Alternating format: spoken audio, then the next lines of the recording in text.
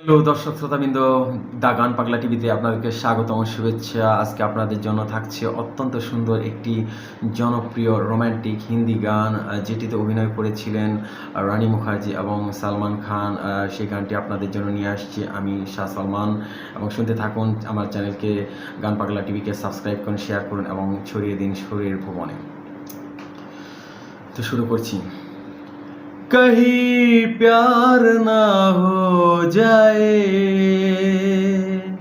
कहीं प्यार ना हो जाए, कहीं प्यार ना हो जाए, कहीं प्यार ना हो जाए।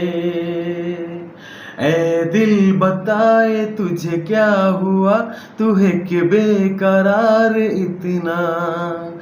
ऐ दिल बताए तुझे क्या हुआ, तू है कि बेकरार इतना। कहीं प्यार ना हो जाए, कहीं प्यार ना हो जाए, कहीं प्यार ना हो जाए, कहीं प्यार ना हो जाए। सपनों में जो मेरे आने लगा है, अपना वो लगने लगा है मुझे। हर पल जो आँखों में रहने लगा है, अपना वो लगने लगा है मुझे। मुझे बार बार है इंतजार, कब आए यार हो।